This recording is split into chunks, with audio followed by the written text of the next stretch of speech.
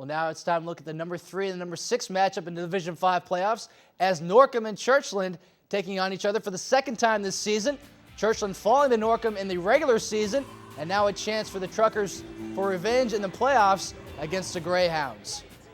As you see, Churchland coming out, Norcom with their lunch pail mentality, and the Greyhounds early on will try to do it with their defense. As you see, both teams entering the field of play. These teams tied in the Eastern District for the top spot on the year, and this one a chance to finally decide once and for all who is the 2010 Eastern District champion.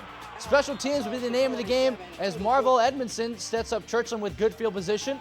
Now Willante Roscoe throwing downfield connects with Jarrell Young, who makes the reception for the Truckers, and that would set up this field goal attempt by Matthew Stanek that's up and just a bit wide and no good, and the Truckers lose an early opportunity to put points on the board.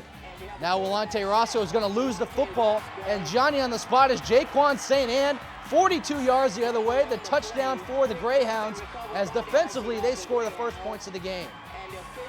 6-0 would be your score after the extra point was missed for the Greyhounds as they lead early on. Now Willante Roscoe looking downfield. This pass is going to be hauled in out of the backfield by Marvell Edmondson, and Edmondson down the sideline. He's got plenty of speed and plenty of yards to burn inside the 20-yard line.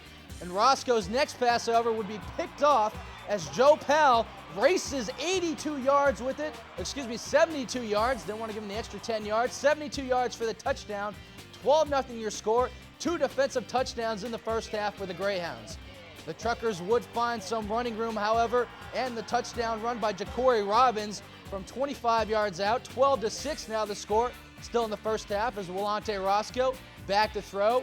Finds success and finds Jarrell Young down the middle of the field. And the 1-yard touchdown run by Willante Roscoe knots the game up at 12. We move on to second half action. Both teams tied at 12. Roscoe rolling out to his right would lose the football. Ball on the turf, and just before it rolls out of bounds, Curtis Corbett, the defensive lineman, falls on it, and a huge break for the Greyhounds. That would set up this pass and completion from Jamal Wright to his wide receiver, Isaac White, with the catch, 19 yards out, and Churchland now trailing 18-12. On the ground, Chevelle Atkins down the sideline.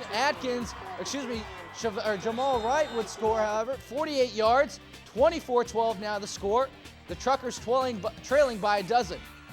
Willante Roscoe rolling out to his right, finds Edmondson, who gets out of bounds inside the 10-yard line. Now Roscoe with a nifty pass and catch to his wide receiver, Bernard Jennings. And Jennings would set up Roscoe for a 1-yard touchdown run, slicing it to a 6-point game as the extra point would be blocked. Both teams having trouble converting extra points on this one.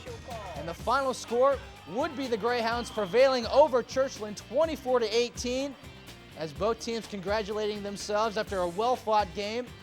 Norcom, the victors over Churchland 24-18. Jamal Wright with the touchdown pass and the touchdown run. And the defense for the Greyhounds scoring twice, and Jacory Robbins, 21 carries, 68 yards, and a touchdown. And one other score from the Division 5 scores. Phoebus shuts out Warwick 49-0 as Tyree Lee, 183 yards rushing and 3 touchdowns for the Phantoms.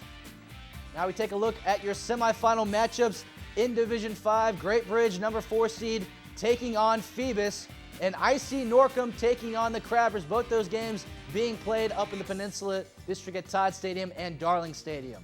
And now taking a look at the private school scoreboard. Norfolk Christian with a 9-point victory over Portsmouth Christian as Quanti Moore had 148 yards rushing and 3 touchdowns for the Ambassadors.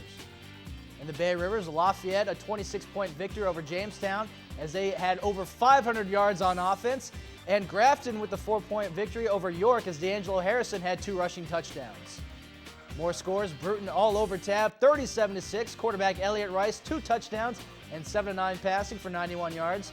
And Warhill over New Kent, 44-33, as 3 touchdowns for Sean Sevengroves. And one final score, Poquoson defeats Smithfield 42-13 as Jay Diggs had 2 rushing touchdowns on the ground. Just to look at the Division 3 and 4 Region 1 first round, Nottoway taking on Poquoson, the 4-1 matchup. James Monroe and Bruton, the 3-2 matchup. Cortland versus Powhatan. and Lafayette versus Grafton, the 3-2 matchup.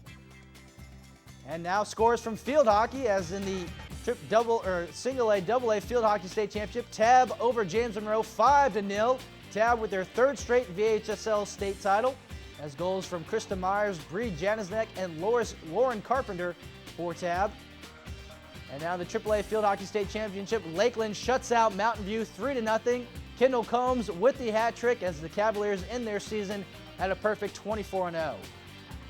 And finally, the VISAA Division II State Championships went to overtime, but Cape Henry in penalty strokes defeated Covenant 3-2, as the Dolphins' goals were scored by Amelia Ross and Brooke Castleberry, and 2 goals scored by Taylor Brown for Covenant.